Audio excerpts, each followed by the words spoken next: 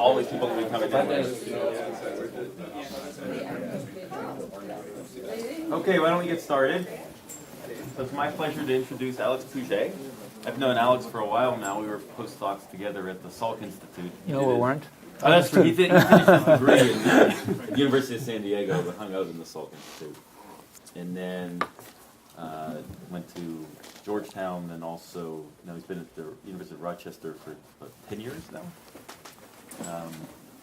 And Alex is known for several things in the field. I think he's, first he's got a kind of an embarrassing record of Nature Neuroscience papers. It seems that everything he publishes ends up in Nature or Nature Neuroscience. He's got a really strong publication record, and he's also known as one of the organizers. So he started one of the co-organizers of the original NIC, Neural Information and Coding Conference, that morphed into COSINE.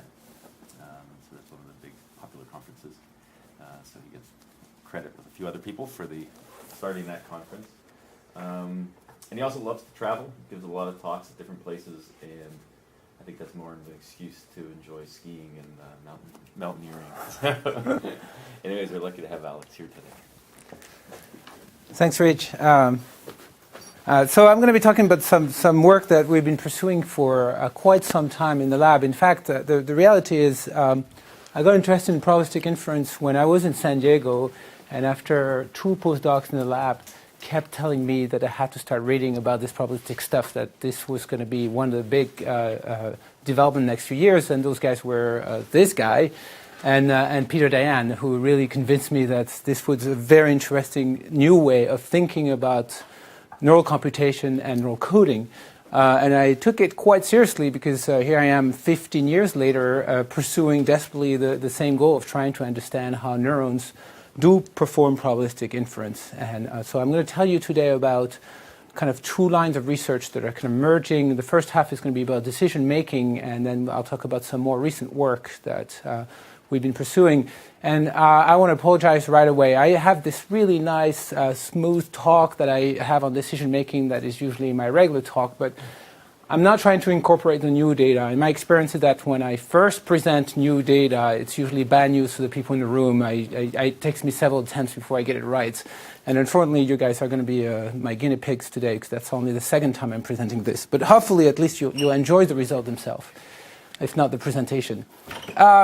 Those are my main collaborators on this work. I've been working for years with those guys, Jeff Beck and Wei Jie Ma, who were postdocs in my lab at the time, and they're now moved on to better places.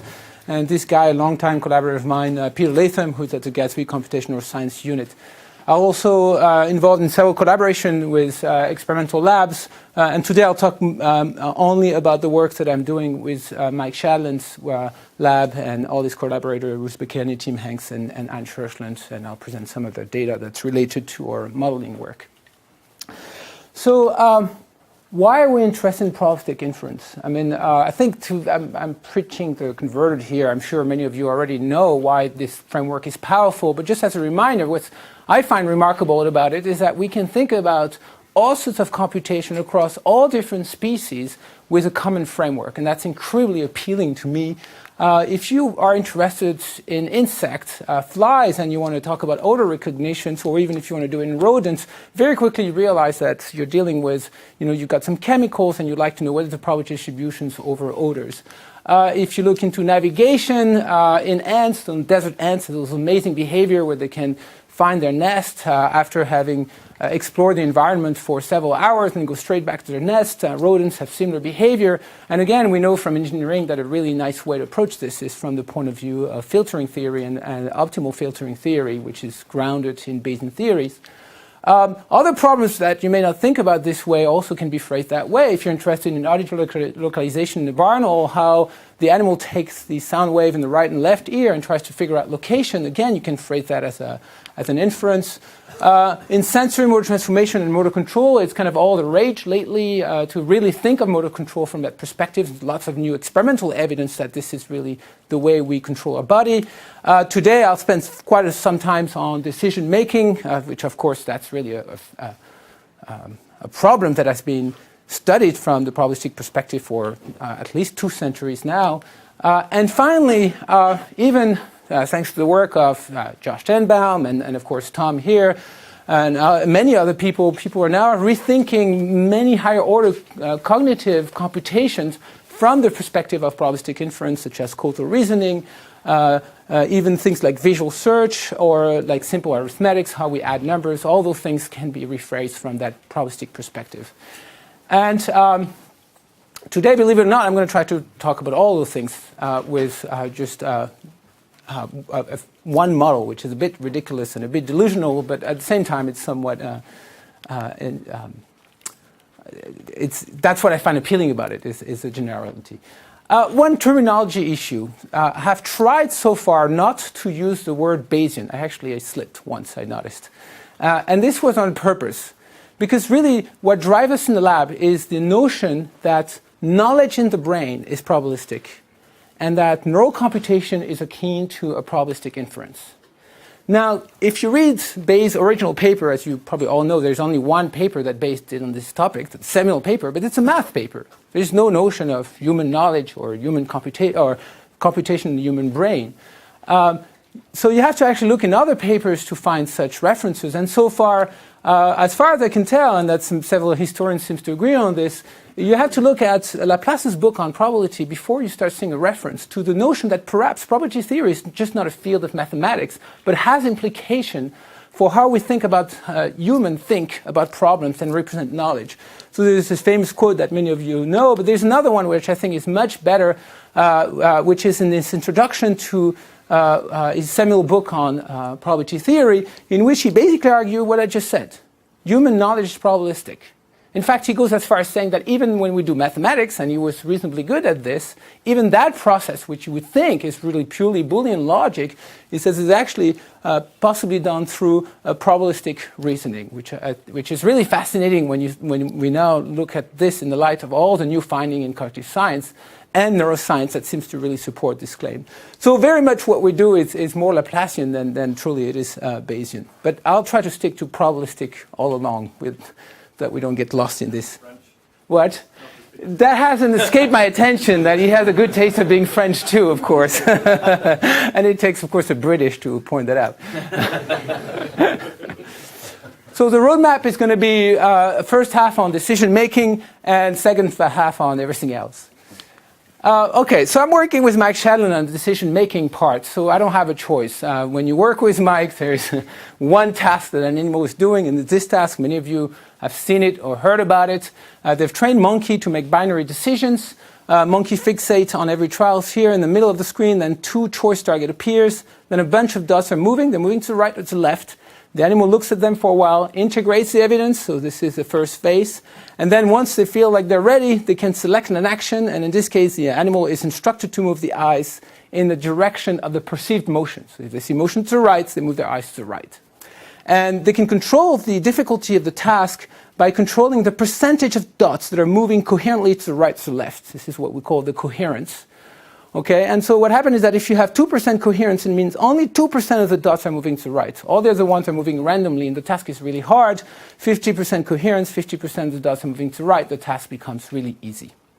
So it's a great task, and I mean the reason we study it so much is that it really captures the essence of all the decisions that you make. You have to integrate the evidence and then select an action.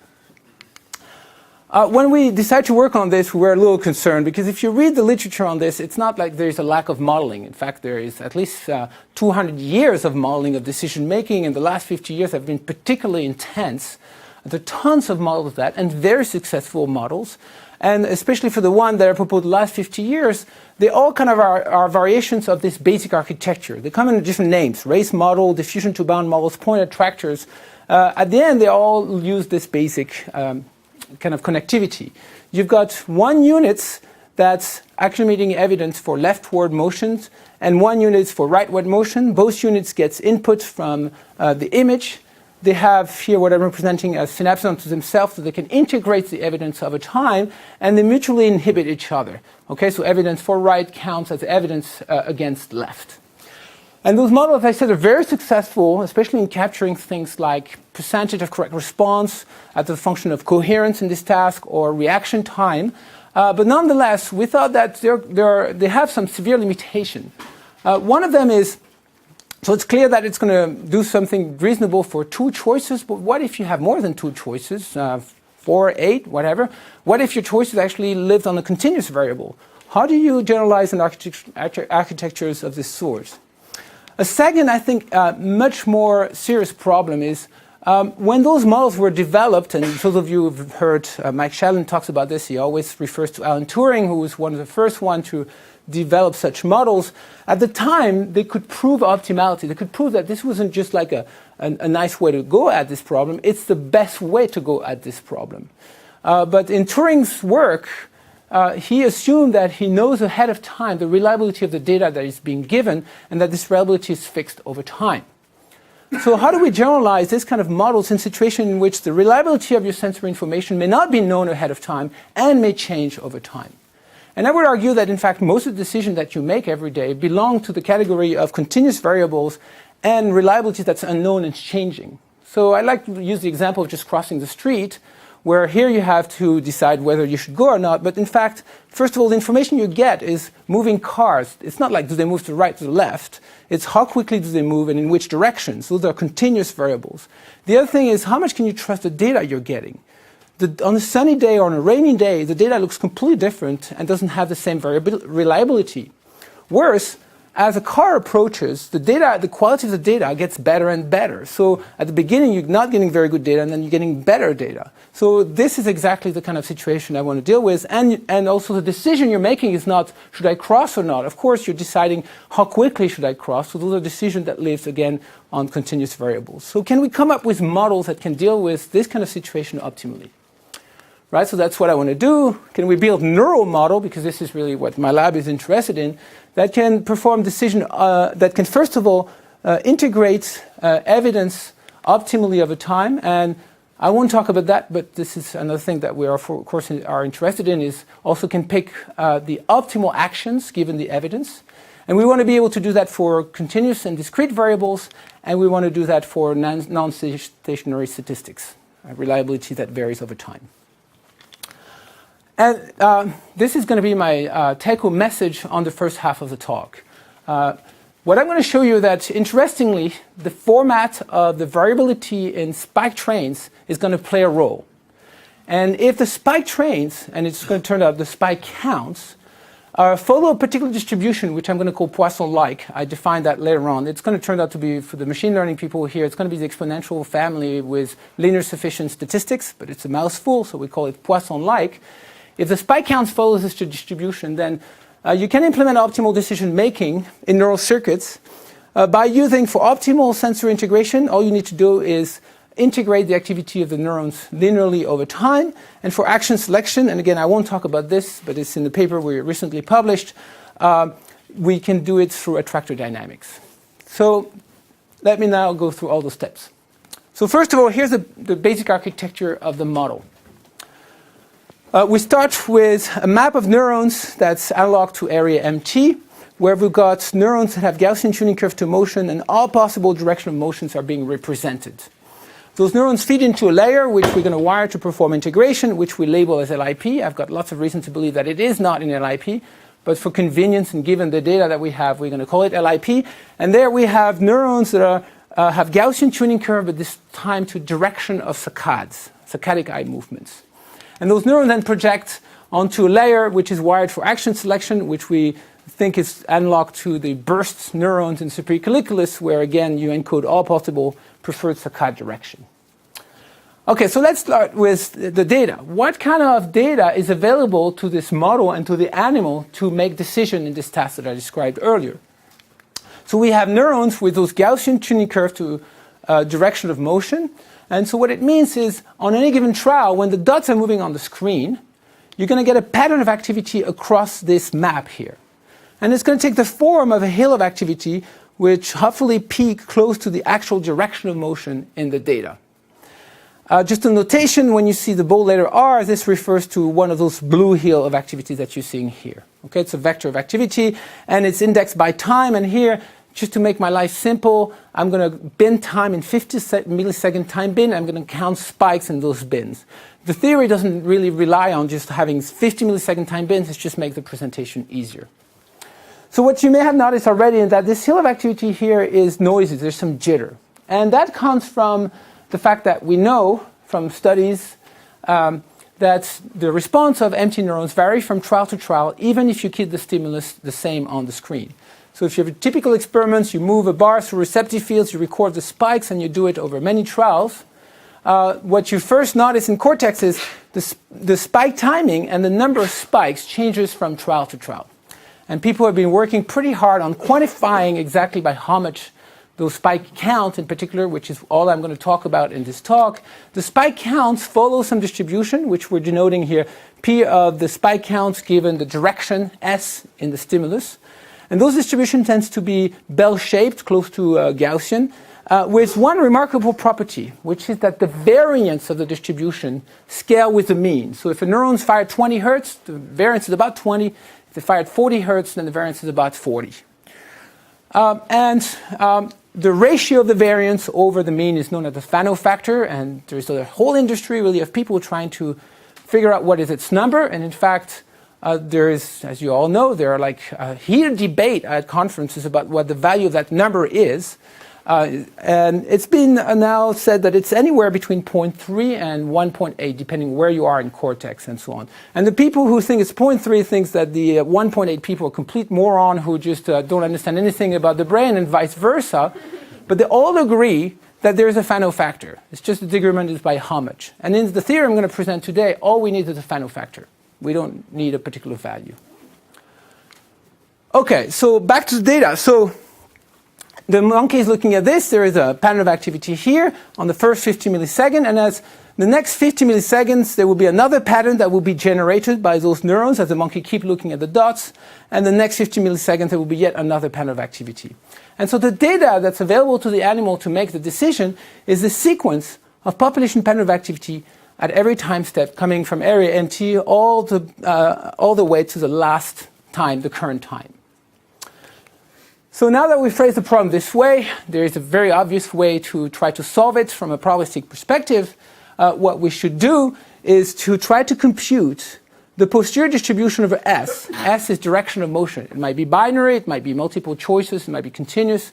The equations won't depend on that. So you want to compute a posterior distribution of S given your observations. So in this particular case, the problem is simple enough that we can write everything in a recursive way. We can show that the posterior distribution, given all the evidence up to time t, can be written as a function of the posterior distribution at the previous time step, which is updated by the probability of your last pattern of activity coming from area MT.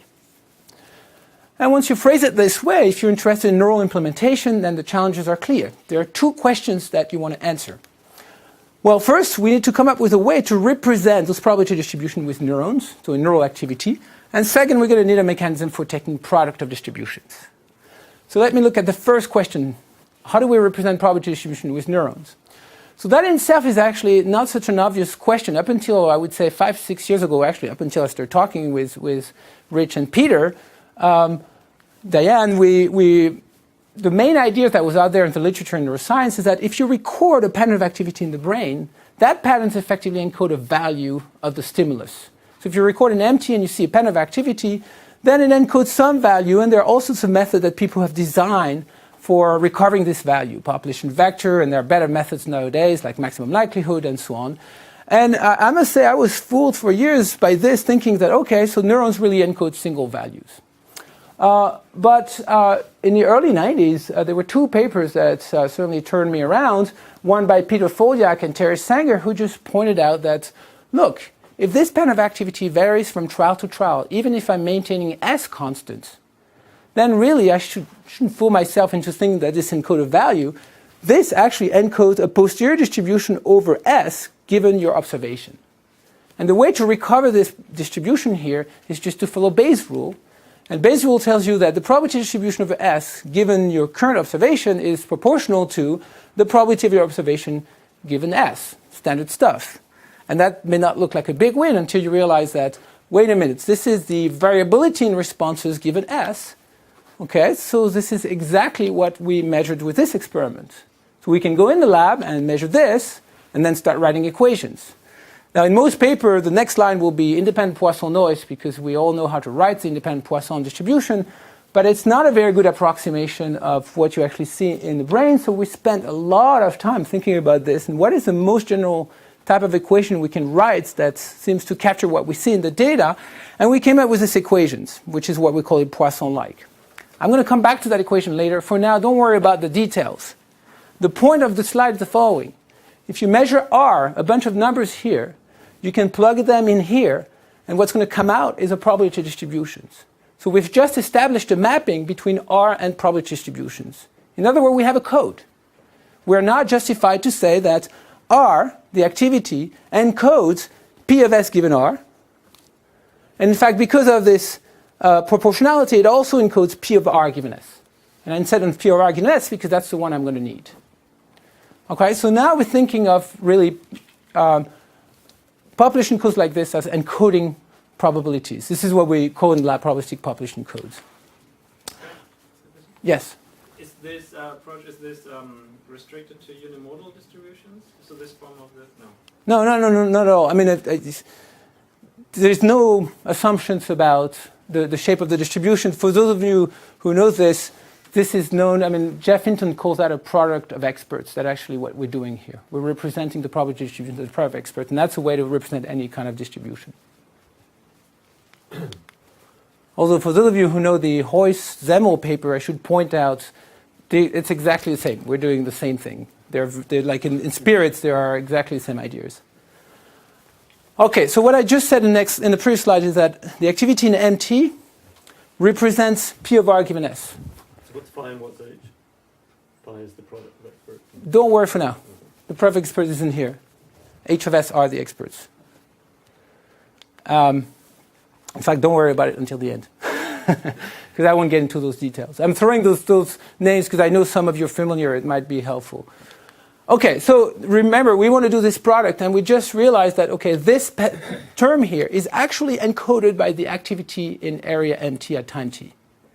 And so now we're going to actually follow just a recursive reasoning. We're going to say, imagine that the posterior distribution up to time t minus 1 is encoded in area LIP with just the same kind of scheme I just talked about. And then we know that this is encoded in area MT at time t. The question is going to be, how do we combine the activity in LIP and in MT in such a way that at the next time step, LIP encodes this? Graphically, it looks like this. Let's say this is the evidence coming from MT at time t. Here's a distribution that it encodes. LIP, let's say, has this pattern of activity at time t minus 1. And this is the distribution that it encodes. How do we combine those two patterns in such a way that at the next time step in area LIP, the distribution that's encoded in LIP is the product of those two distributions? The question is, which neural operation will do that? And that's where it's really critical to know what is the format of the neural variability.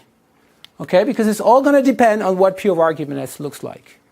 And so what we describe in this paper that we published a few years ago is that if you're in the exponential family with linear sufficient statistics, then things becomes really simple because the product of distribution becomes just a sum of neural activity. And that's just come from this exponential. Whenever you have an exponential, right, products are going to turn into sum. And that's the essence of these ideas. There's more to it because we have a really neat way of dealing with nuisance parameters and marginalizing out nuisance parameters. But I won't get into that, at least not now. I'll talk a little bit more about this in the second half.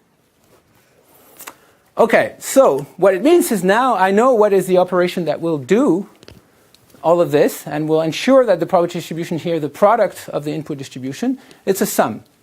And it's a sum in a kind of MATLAB sense. It's a term-by-term sum. So to get the activity of this guy over there, I need to add the spike count of this guy and this guy, and then I just go through the whole array.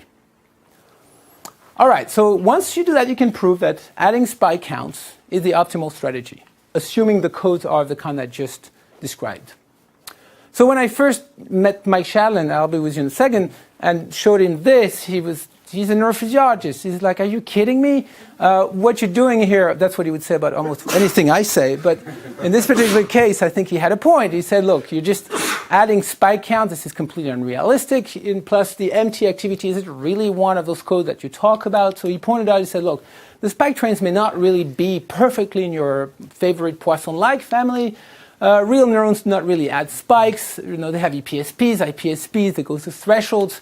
How about inhibition? There is no inhibition in the system, whereas they know in LIP they have inhibition. So what would inhibition do in a system like this? And so in the rest of the talk, I'm going to show you simulations with spiking neurons. We use LNP neurons, for those of you who know that, because it gives us like really realistic statistics without too much effort, which is what I like. And we're going to have inhibition as well. Doesn't make this model that you just presented, this addition, strong predictions how actually a neuron gathers information from other neurons, because basically it's a pointwise addition, right? So basically you just want to... But it won't be in the simulation. So it's not like pointwise addition is not that big of a deal as it turns out. So I mean, all you would like as a convergence from other neurons to a neuron is actually is other neurons that also encode the same point in your distribution. Yeah, but it's going to be, so now the way we connect this layer to this layer is through Gaussian kernels, okay, that are centered on the right locations. So in the simulation, we kind of like loosen up all those constraints because we know they're not really essential. So indeed, here are this kind of simulation we run. It's still going to be kind of a toy version of it, just for the purpose of illustration, but every 50 milliseconds, we get some spike counts from MT. They go into LIP, and the next 50 milliseconds, we get another spike patterns from MT, and it's added on top. It's not really added, actually. It's done through lateral connection, LNP, and so on, and it generates a new pattern in LIP, but which is effectively is an integration of the previous two patterns, and the third pattern comes from MT, and we get yet another pattern here. And as you can see in LIPs, you get what you expect. The hill of activity grows over time. You may have noticed also the baseline kind of drops over time, and that's because we have inhibition in the system. So we build a system like this, and then we can ask, well, does that look like anything that people see in LIP? I'm just going to go very quickly through that slide. Some of you have seen that many times. This is the activity of, this is real data here. Activity of a neuron that's a function of time in LIP. Solid lines is for a neuron that has a choice target in its receptive field. Dotted line is when the target in the receptive field is the one that the monkey does not choose. And they get this characteristic ramping up and down of activity with coherence, which we get in the model. So the physiology looks like the physiology that they have. The second test... Just a quick question. So what, in your model, why don't you get the variability that you do here if you have these LMP neurons? This is massively averaged. Okay. Right, those are the rates that you're seeing. Then next test we wanted to do is make sure we could capture the psychophysics, because any model decision making, that's the first thing they do, and they do well. So we ran the model, and this time we augmented the model with a stopping process, and we didn't feel like reinventing the wheel on this, especially if you know Mike, he's married to the bound, so we had to go with a bound. So we basically have a bound on how active the neuron can be. If any of those neurons get to this level of activity, we stop and we decide. We decode the network and we decide. And once you do that, then you can do psychometric curves. You can do probability of being correct as a function of coherence, a reaction time as a function of coherence. This is a data set that comes from Anne Churchland on monkeys. There are two data sets every time because she did an experiment with 2 targets and also with 4 targets. So 2 target is red, 4 target is, no, sorry, 2 target is blue, 4 target is red. And the dots are the data and the lines are the fit from our model. Okay, so we can fit the model as the data as well as any other model. It's reassuring. It's a sanity test more than anything. It's not exactly an achievement of any kind so far. In fact, if you know this literature on decision making, you might be wondering, well, what's new? Everybody is doing the same thing. Everybody's adding spikes over time. Okay, so it doesn't look like we're doing something that different from the previous model. So the big difference is that we're probabilistic. The previous model do not have a probabilistic foundation. They're accumulating something that they call decision variables that that never has a probabilistic interpretation. What we're claiming is that what the system is doing is at every time step, it encodes a posterior distribution of our choices and it updates it over time. So in LIP, if you just give me the LIP activity at a given time, I can tell you what is the probability distribution in the mind of the animal. That's the claim. To the extent that all our assumptions are right, that you have like those probabilistic population code and so on. So we decided we need to run some tests on this. So first of all, we run simulation like this just to reassure ourselves that things work. What I'm doing here is I'm running one trial, I'm accumulating the evidence here in LIP, and at every time step we decode the posterior distribution that's encoded in here using our Bayesian decoder, and what we get is what you expect. As the evidence accumulates in here, the posterior distribution becomes more and more peaky around the actual value of direction in the data. But how do I know this is correct? How do I know that it has anything to do with the behavior of the animal? So there are a variety of tests you can run. One that we really like is the following. If you have a Bayesian system, probabilistic system that's self-consistent, then if you look at a set of trials in which you're performing at 80% correct, then on every trial, on average, your belief you're going to be correct on that trial should be about 80%. You can actually prove this is right. Okay, so what this means is that if we compute on a trial-by-trial basis the certainty in the monkey's LIP on a bunch of trials in which you are at 80%, we should find that the certainty is at about 0.8, 0.2. Okay, we cannot do this experiment. We don't have the right data. So we tried to do something that the second best thing we could do, but which kind of is related to this issue. We're computing here the certainty in a binary choice. We're using log odds because it's a natural way to measure certainty in the case of a binary choice. And we did that from LIP data as a function of coherence. And our prediction was at high coherence, the animal is almost always correct. He should have high confidence. At low coherence, he should have low confidence. And that's what we found. We found this is so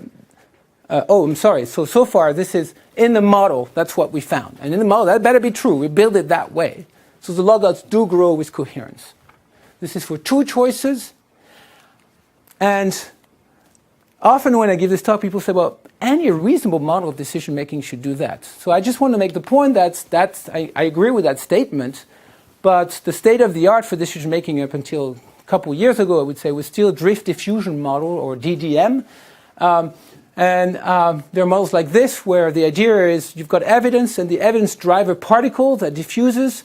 If the evidence favor upwards, the particle on average is going to diffuse upward. And you have two bounds. If you hit the upper bound, you decide for upward motion. If you hit the lower bound, you decide for downward motion. And you do that on every trial. Now, a model like this, when it hits a bound, what is the state of the system? It's at the bound. How confident is it about its decision? Well, it cannot tell you anything about confidence. It's at the bound. That's all it knows. Okay, so if you take a system like this, and you compute the log odds as a function of coherence, when you have decided, when you're at the bound, you're going to get a flat line. So it is actually quite good to see that a probabilistic model doesn't have that property. It actually has log odds that scales with the reliability of the data. We then took two different data sets, one by Rotman and Shadland and one by Churchland, on two choice experiments. This is the curve that we obtained from the LIP activity. There are many steps. It's not the best analysis that you could imagine, but what we found is that in LIP, it seems to be the case that the log odds grows with coherence. We repeated this test in the model for 4 choices, and we then analyzed Anne Churchland's data on 4 choices, and we found again that the log odds in LIP seems to grow with coherence. So to me, this was really the first evidence that I've seen that LIP is encoding on a trial-by-trial basis the confidence of the animal. Yes? Can you explain again, on a trial-by-trial basis, what you measure? So the coherence is just the coherence of the stimulus? Yes, it's a coherence of the stimulus. Log odds, how do you measure this in LIP? There are many, many steps, and I'd rather save that for the end, or maybe after I can tell you exactly what we did. You just need a single trial, and you... Yeah, but that's where things become ugly. They don't have like the activity of the neurons of like, we need at least the activity of 2 neurons on single trials, and they don't have that. They only have 1 neuron. And so how you want to average then becomes a real issue, and you have to be careful about this. So the good news is there's another paper from Shadland's lab that's going to come out soon, where those guys have now done another experiment to test again the idea that perhaps LIP carries uncertainty. And again, they've confirmed this is using a short target experiments. They have very, very nice evidence that indeed LIP carries uncertainty. Okay. So what I've done so far is showed you that indeed we can do optimal integration of evidence for continuous and discrete variables with neurons. I didn't show it to you, but the framework generalizes to time-varying reliability but I don't have experimental data on this, so we didn't have much to model, but we can easily extend our model to this. And if I had a bit more time, I could tell you also about how we can do optimal action selections, but you can find the details in the paper that just came out on this. Okay, so now I want to talk about all the other stuff. So back to this picture here, is there a way to come up with a model that could deal with all those different situations? So we've been discussing this for years in the lab, and we've written equations on the boards many, many times about those different kind of computations. And after a while, we realized something that I think to some of you is going to be completely obvious, which is that every time you write equations to deal with those systems, you always run into one particular equation, and it's known as marginalization. It's common to all those different problems. So we figured we have to come up with a way to model marginalization with neurons. Okay, so marginalization is really what's common to all those different computations. And we think we have the start of a solution to marginalization with the kind of code I just showed you. And what we found is something that we find fairly exciting, which is that when you solve the problem, it turns out you need a nonlinearity in the circuits. And that nonlinearity has to be a quadratic divisive normalization. And if you look at the literature on nonlinearity in cortex, if there's one nonlinearity that has been identified and studied to death, it's just this one. So it looks like the machinery we need for marginalization in cortex is there. So this is what I'm going to present now. I'm going to take you through the step that led us to conclude this. For those of you who don't know what marginalization is, technically you start with joint distribution over multiple variables, and through a summing operation you want to recover the distribution over one of the variables, the so-called marginal distributions. Now either you knew that already and it's not helping, or you didn't know and it's probably still not helping. So I'm going to move on to an example. Okay? And those of you who know me are going to say, oh no, not this again. This is an example I've been working on for 20 years. In fact, this is a problem that David Zipser kind of initiated years ago and that I've been working on for years, which is coordinate transforms. We're going to look at, can we compute where is an object respect to our head, given where it appears on the retina, and given the current position of the eyes in the orbit. That's the problem I'm going to look at. It's a classic coordinate transform issue that comes up in many different contexts, in particular sensory motor transformation. So it's actually an odd form of marginalization because we're going to go from a joint distribution to a marginal distribution over the sum. But it's still a marginalization. Because at the end, we're going to just be summing signal. So here's how it looks like. We assume that we have a retinotopic map. And so when an object appears, we have a population code for the retinotopic location of the objects.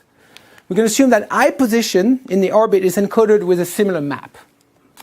And we want to produce in the output a map of the position of the object in head-centered location. Now it turns out there's a simple computation to a first approximation. The head-centered location Z is the sum of the eye-centered location, or retinotopic location, plus the eye position. Okay? But we're not really doing a sum directly. We're doing this with all those kind of population codes. So I've literally worked on this for 20 years now. And I promise this is probably the last, this is not probably, this is the last time I'm talking about this. Because we finally nailed it after 20 years of work. We can do it in the Bayes optimal way. What we knew before is how to do it right on average. And to do it right on average, you need some intermediate representations here, the details of which do not matter. Just for Tony, those are the infamous basis functions in there that you like so much. But we can build a system so that it does the right transformation on average. But we want to do more this time around. First of all, we want the inputs to be those probabilistic population codes with the Poisson-like family. So that's going to be a starting point. And then in the output, we want two constraints. We want recursivity. So we want the output to be itself a probabilistic population code and to be again in this Poisson-like family. So we want the probability of the responses in this layer given Z to be in this exponential family. Okay, so that means it also encodes the probability distribution, and the Bayesian decoder is the same kind that we're using here. Second constraint, we want optimality. That we want this posterior distribution not to be any kind of posterior distribution. We want it to be the optimal one given the input data here. And for this problem, it turns out that those two things boil down to very simple things, very simple constraint, at least intuitively. Proving it rigorously, which we have done, takes a lot of work, but intuitively it's very easy to see where we're going. And the reason is following. How about recursivity? So if you have a probabilistic population code of the kind I've been talking about so far, there is a very simple relationship between the height of the activity here, which I'm calling the gain, GZ, and the variance of the encoded posterior distribution. You can show that if you're in this exponential family, then the variance of your distribution is 1 over the gain. So the more the neuron respond, the less uncertainty you have about the stimulus. It sounds obvious, but actually that's not a property of most distribution. That's a property of this particular exponential distribution. So that's the first thing we want, variance to scale with 1 of the gain. So whatever we do in the connectivity here, the gain here should have this property. How about optimal? And by the way, by constructions, this is true of the inputs, right? In the inputs, we actually build those things to be probabilistic population codes, so the variance scales inversely with gains. How about optimality? Well, we're doing something simple here. We're taking two independent numbers, x and y, and we're adding them. Okay, so what it means is that the variance of this distribution here, best case scenario, if I'm doing really an addition and it's unbiased, then the variance should add here. Okay, and that's going to be our optimality constraint. The best solution should be such that sigma square z is just the sum of the variance here and the variance over there. And then next slide, I'm going to do something that I never do, and I always tell my student postdoc never to do this, which is I'm going to derive the results, the final results, from just those constraints. And the reason I think it's feasible in this context that it's really, really simple, this kind of stuff where I don't have to ask Jeff Beck to derive it for me, which is usually what I do whenever there's a hard problem we're trying to solve. So we're going to start with this constraint, which is all the variances are inversely proportional to gain in all layers, and we want the variances to sum. So we can replace the variances here with 1 over the gain. And remember, those are given by the input we want to solve for GZ, so we rewrite this. And this tells us that the gain in the output layer, once I'm all done and I've wired everything, it should be the case that the gain in the output layer is the product of the input gains over the sum. And that's quadratic divisive normalization. That's what is known as quadratic divisive normalization. Yes? But this really relies on the fact that your number of modes in the distribution doesn't change too much over this calculation. This is exact for Gaussian distribution. After that, it's approximate. Exactly. So there you really need unimodal distribution. Absolutely. For this results, but I'm going to show you that we can go toward discrete distributions that are definitely not Gaussian and still get excellent results with this. And it's been kind of, this is the standard machine learning also. A trick is you prove it's right for Gaussian and then you pray for the other ones.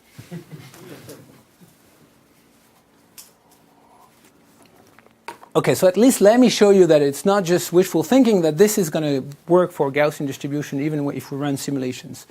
So I just want to remind for those of you who are not neuroscientists, this is the most well-known nonlinearity, especially in visual cortex, but now it's been found everywhere. It's invoked in all sorts of computation. But if there's one nonlinearity in cortical circuits, it's this one. So, and the other thing I should insist on is we didn't start thinking, okay, how can we get quadratic normalization to do marginalization? We came to this from the completely different perspective. We say, here are the computational constraints we have on marginalization. What is a nonlinearity? And it just happens to be this one, which is, we think, good news. Okay, so the way we build the system to ensure that those gains has its properties, in this intermediate layer here, we wire the network so that those units here take product of their input. So we get the quadratic term here. And they're then normalized by the total sum of activity that enters this layer. That's how we do it in practice.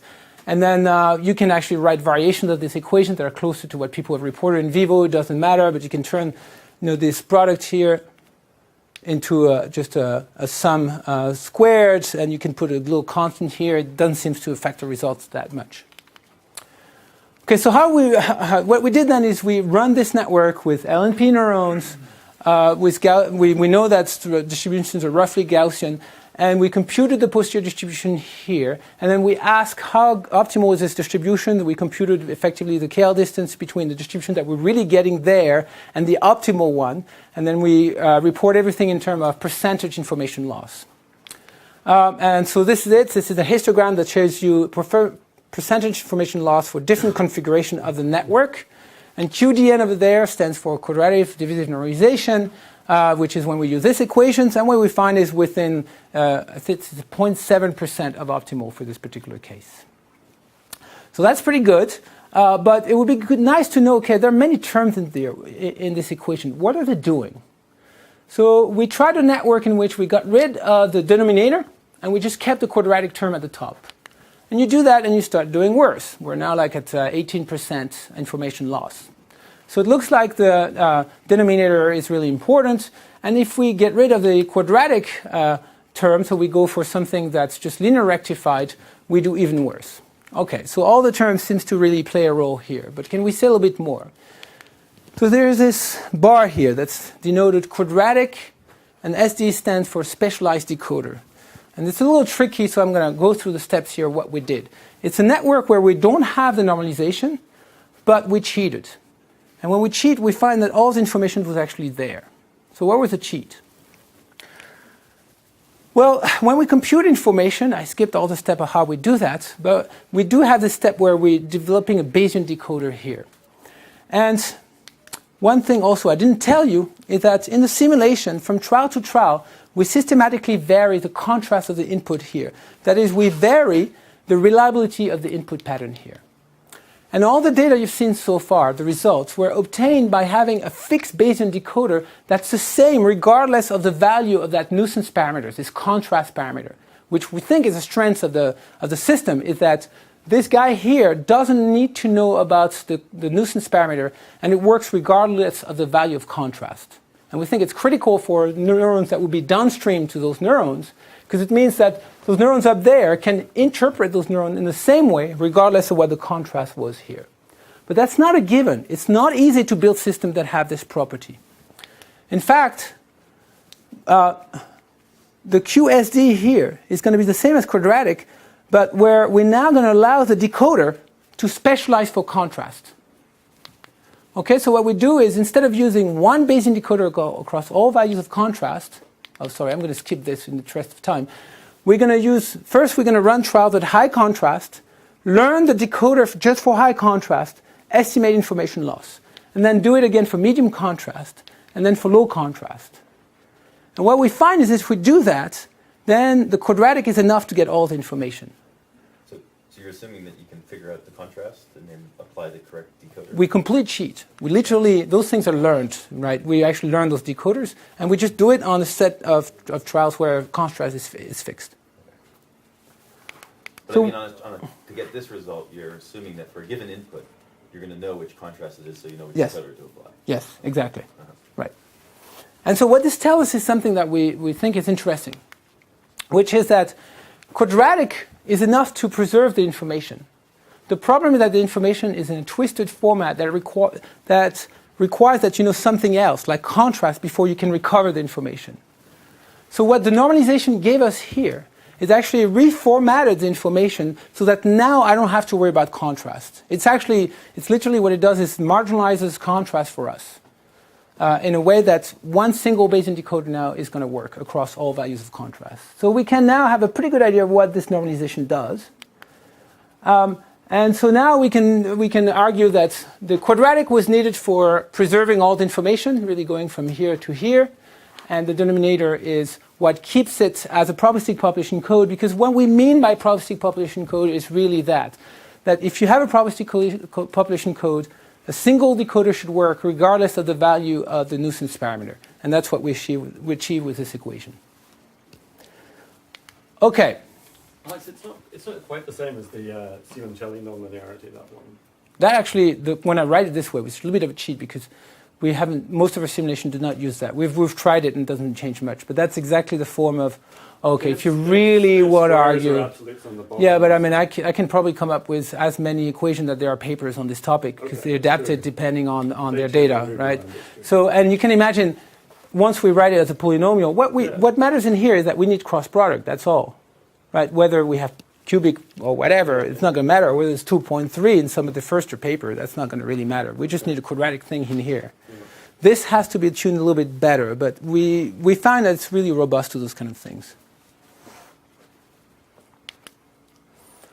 Okay, so once you can do coordinate transformation, you can actually start dealing with sensory mode transformation, because that's often what they boil down to. you can actually, this is far from obvious, and it took me a while to realize that things like computing phase difference between the right and left ears is actually akin to an addition operation. It's actually subtraction, so the same math will apply, and we can do it. That has recently it occurred to me that this is not such a bad way to think about how kids and monkeys add small numbers. So there's a lot of evidence that monkeys can actually do simple arithmetics, and you can just use this model and now explain the kind of performance that you see in those animals. But there are all the other stuff here that remains to be explained. So the next series of simulation we did deals with this kind of situation here, where you have a time-varying S. So these variables that you're trying to compute varies over time. So if you move in space and you're trying to estimate your position, it's going to vary over time. So in a situation where that occurs too is, let's say you're moving your arm in a motor control experiment, and you're being asked to estimate the position of your arms. Then you have two sources of information you can use. One is sensory feedback, of course.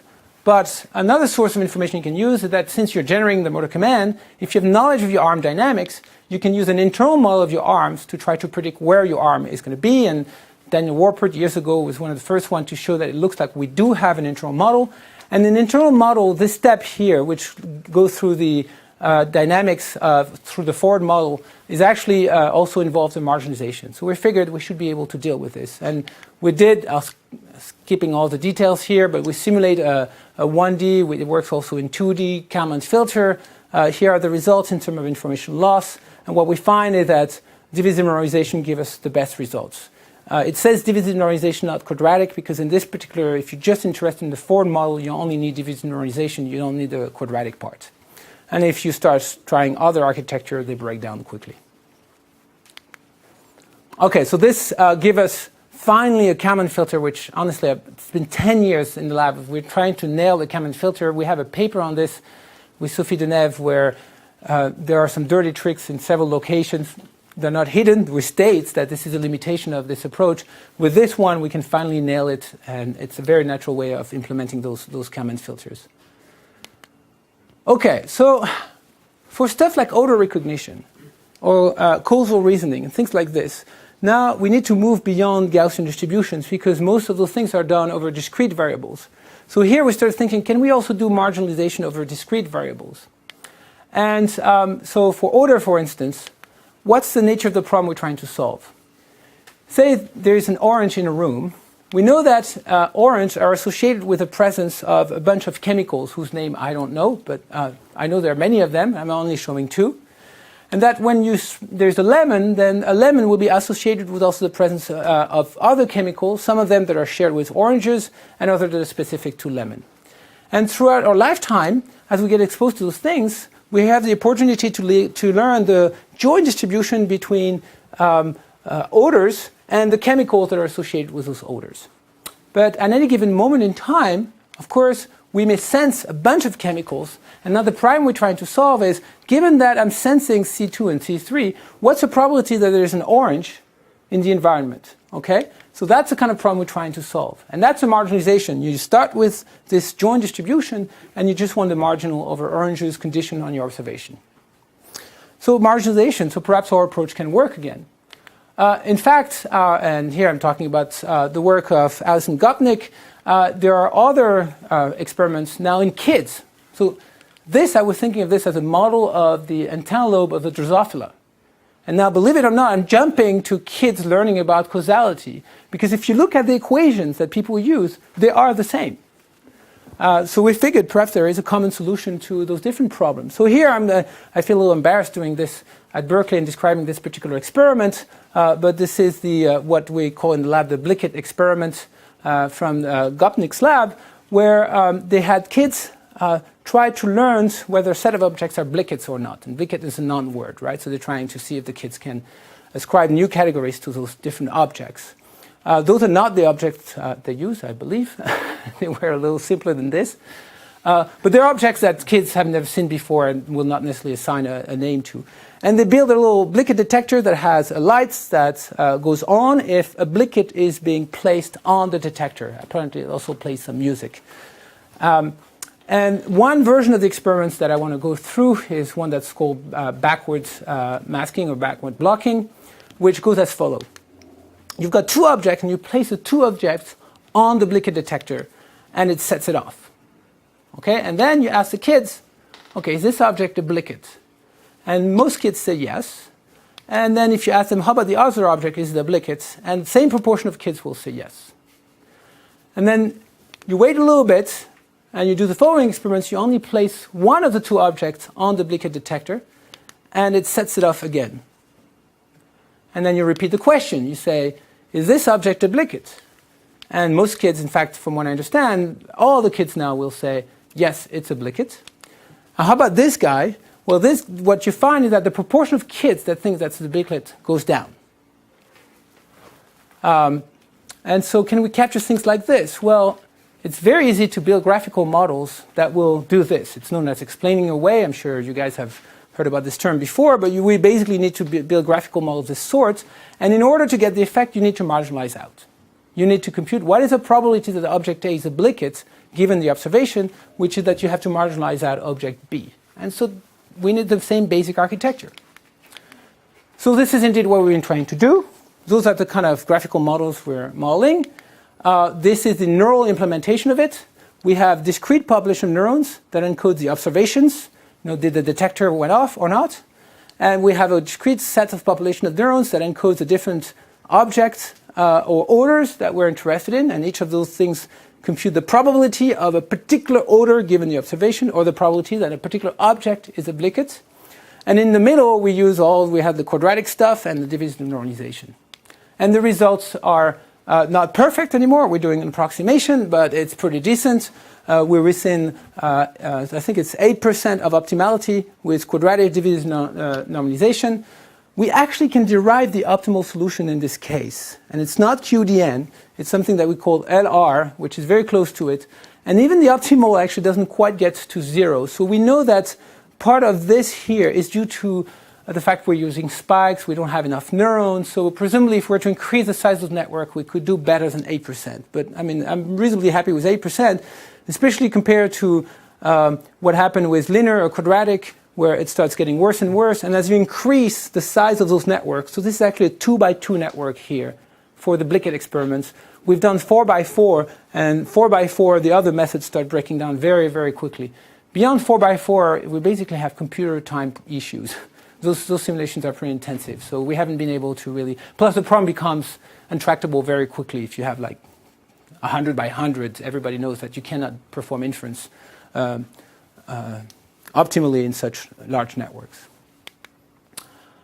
Okay, so I've covered all those different cases through coordinate transform, discrete marginalization, and Kalman filter. We can actually basically address all those different problems. And I'm basically done. So the take-home message was, it turned out that the format of the variability in the brain is absolutely critical if you want to understand how the brain represents probability distributions and perform inference. The fact that it follows this exponential family, which we call Poisson-likes, already tells us that we have probability distribution, that those probability distributions are being parameterized in a very particular format, which makes integration of evidence over time very simple, as we saw in the decision-making experiments. And now in our latest result, we found that you can use this code to perform marginalization. You need a nonlinearity, but the good news is that it's a nonlinearity that is known to be throughout cortex. And as a result, we think that it is conceivable that the same mechanism that allows it to do marginalization in V1 might be the same mechanism that allows us to do marginalization somewhere deep in peripheral cortex, which you would expect to be the circuits involved in things like the Blicket experiment and so on. And I think it also offers an interesting perspective on why you see this Poisson-like variability throughout cortex. There's a lot of argument about what this Poisson-like variability is about. Some people will argue it's noise. If it's noise, then the engineer will tell you, well, put a filter, get rid of it, and move on.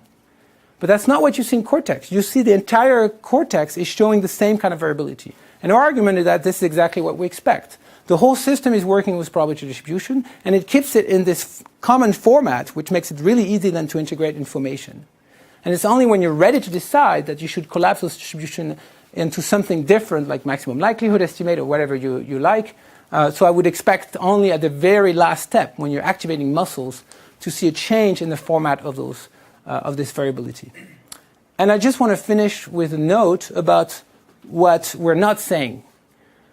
Many people hear me talk about this and they say, oh, that's fascinating. So the brain takes input and then adds Poisson noise on top of it so that it's all nice and has those properties. That is not what I'm saying. I didn't talk about where the variability comes from. We have some ideas on that. We don't think it's noise in the brain. What we're saying is... the brain thinking? I think that's what I'm trying to say. It's the brain performing inference. But here's the point. The point is that you've got variability. You have uncertainty in the world out there. Okay? And as an observer, you don't get to decide whether there's uncertainty or not. There is uncertainty. What you get to decide is how to encode that uncertainty. And so what we're arguing is that the circuits in the brain are set up to parameterize the distributions with this Poisson-like variability without hopefully adding any noise on top of it. There is enough noise as it is. And therefore, we're not saying that we don't think that the Poisson-like variability is noise. Thank you very much.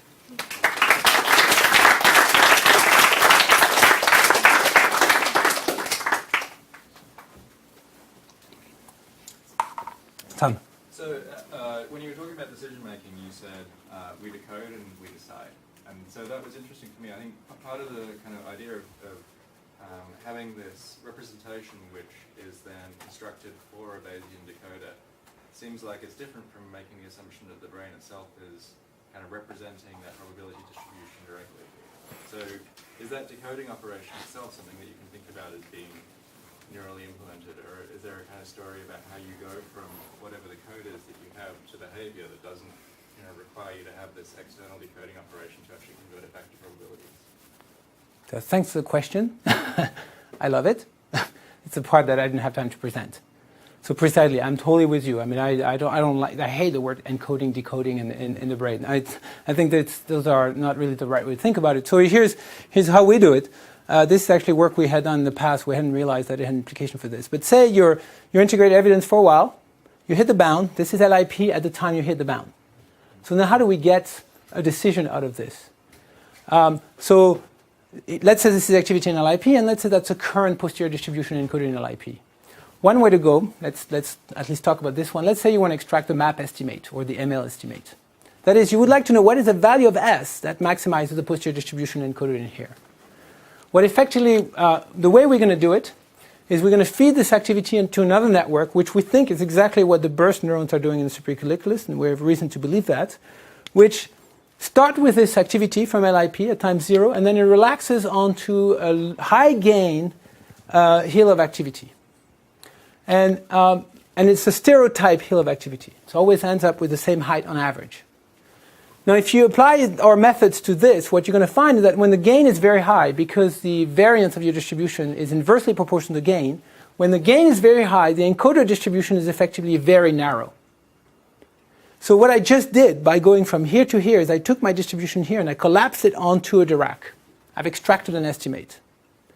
And now the next question is, well, okay, very nice. So this peak position here, which corresponds to the Dirac, is an estimate of S, which is not going to drive the eyes or your arm and is effectively going to collapse the distribution. How good is it? Can I prove that it's a maximum likelihood estimate? And I think that's really an exciting part of those results is it turned out you can build networks that have this property of producing hills of activities. Those are known as line attractor networks. And you can then ask, under which condition can I ensure that this line attractor extracts the maximum likelihood estimates? And it turned out we have a series of papers on this. We'd studied that for years without realizing that it was going to matter here. And what we found is, yes, we can find a solution. If LIP fires in this exponential family, then there is a solution. You basically have to tune the eigenvector of the Jacobian of this network to point toward the derivative of the sufficient statistics, blah, blah, blah, of the previous layer. The bottom line is, if you're in this family, there is a solution. If you're not in this family, all bets are off. So to us, it's yet another piece of evidence that this family has some really nice property.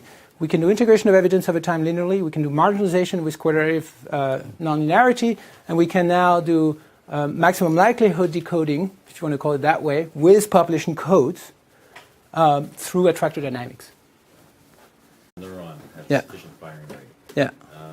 And so two questions about that. First, that would seem to be different than what you might want to do from your probabilistic story. For instance, if you had a really noisy neuron that happened to fire a lot and it its firing rate was really high, you might Okay. make a decision, whereas your Yeah. distribution itself may be still very uncertain.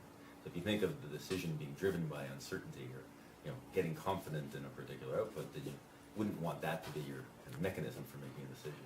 And the second question is to follow what Tom said. So here, so to follow up on this, your attractor dynamics, I wasn't sure if you're thinking that attractor is operating once you've made your decision, or is it operating all the time as the evidence is gathering in LFP? Okay, so first question, and of course now I've lost it because I'm thinking about the second one. About the... decision bound. Okay, the bound is not on the most active neuron despite what I said. The way it's implemented is we actually have a way to filter the activity, and we have placed a bound on the filtered activity. There is an easy way to implement that neurally. So it takes care of that problem, that in fact the bound is more of a population decision than a single neuron decision. The second one, we think of this as happening only when you have hit the bound and you're deciding. In fact, there is a lot of evidence, if you record from the bursting neurons here, they're dead silent during the integration. And they start giving you this stereotype burst of activity just at the time of saccade. And we know exactly this is one of the most well-known circuits in the brain. There are those paused neurons, forgot which structures, that just could gate exactly this transfer of information. And it blocks the information getting in there during the integration, and suddenly they pause for a while, and then you see the burst. So the machinery is known to be there. Fritz? I mean, this is an excitingly simple way to think about neural representations in the brain. So let me just push this a little bit. So, for this experiment of Mike, where he has this variable of this motion, right? It seems to be reasonable that you can somehow label, your x-axis on your distribution, the state space, right? It's kind of this. Yes. But of course, more general, already if you go to the example where you cross the street, there is many things, many continuous variables we want to label, and it might not be, or I wonder, is it realistic to assume that we can label it in such a naive way that you have really the full state space represented by neurons whose firing rate then tells you something about the probability? Or do you need some, more compressive encoding of the state space that is relevant to you, And so I'm just wondering, how much can you push this to more complicated situations where it's not just a transform of coordinates, where I also can see that it's a few variables and you can spend a lot of neurons on them to represent probability distributions, but a situation like crossing the street. So let me see if I'm going to rephrase your question a little bit, which is, well, basically, how do you know what S is in those experiments? Exactly. So for me, it seems once you come up with this variable, you already solved the problem. Yes. If you then that may be pushing it a bit. I mean, maybe we're slow. It took us 20 years to solve the problem. Once we know S, and I think we're ahead of the pack on this. Are you worried that maybe you just picked up a problem that we're not solving? That would be a more serious concern. But I had a long discussion with Tony about this recently. I'm 100% with you. I think the hard problem of cognition, and I think here I'm going to join Tom and Josh, and I had a long discussion with Josh and Bam about this. I think the hard problem of cognition is how do you discover the structure of the problem you're dealing with and which were the relevant variables. And I think in neuroscience, almost nobody works on that right now. In fact, I think I can say nobody's working on this. We're all working in a situation where we've trained the animal for 2 years on this task, and we now ignore the fact that it took 2 damn years to get the animal to understand what was S in that task, and now we study it. It turns out it's hard, nonetheless. Even when we have S, we still didn't know how it worked. But if you ask me, what is my research in the next 20 years, I hope it's going to be about the hard problem. Can we discover the structure? And that what I love about the work of Tom and those guys is that the machinery they use is not that different. Right, the probabilistic framework can take you a long way toward trying to discover the structure. So I'm hoping that we can continue this way, but it's hard. So we need to understand how it is that animals can be trained to implement the neural theory that we have. Yes, exactly. Yeah, come together to confirm my own ideas. How I talked to Mike Shadlin, who's very sympathetic to that view. You can imagine. Yes? So my question goes in a similar direction. So I see that it's very nice if you do have a population that represents the variable that you want to make a decision about, and if they are wired towards a decision neuron then you can nicely do all this Bayesian Yeah. framework by integrating. Yeah. So and I'm just wondering what you do in the situation.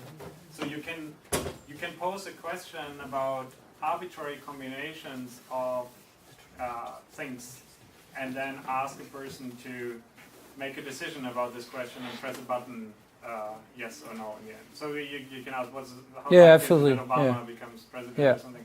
And then the question is, what is the population that represents this decision then that you would integrate over? So, but I understand that this is the hard problem. Well, you need a flexible architecture that can indeed remap sensory variables dynamically onto motor variables while integrating. If the problem is simple enough, I think it's not completely intractable. I think we can, because this kind of stuff, that's a coordinate transform issue. It's a rerouting problem, and we have some ideas. About the sensory input, then I can understand that you can probably just do some sort of coordinate transform. Yeah, so that's how I would approach it. But I think that if you start dealing with much more complicated, for instance, like there's a Camp and Tenenbaum paper, I think it's been to PNAS last year, where they talked about how to learn the structure of really complicated graphs. Okay, so now that I think is a serious challenge for neuroscience, is how we can do that, and there's evidence that human can do it. I would love to have a solution to that. So even simpler when you're just trying to combine two variables, if you want to combine them, compute some nonlinear function. Yes. Then can this generalize? Oh yeah. Sorry, I know I go through this some, but so the way we do it is not particularly fascinating. Locally, any nonlinear function you can just linearize. So you could have architectures like this that are locally linear and that are different at different locations of your input space. There are ways to do this. It's very costly in terms of neurons, but it has been the argument for this basis function stuff that Tommy Pouget has been pushing all those years. Is that there's one thing we have is lots of neurons. So you can combine the old basis function ideas with the new ideas of populations encoding posterior. Well, that's recursivity and all that. yeah, that's what I was showing. And the basis function networks that I showed you was actually had the recursivity implemented in it. But it was linear because I was computing x plus y. But I can do f of x and y, and to first approximation with the standard trick we all use of Taylor expansion, we can get it to work. Thank you. All right, thanks very much.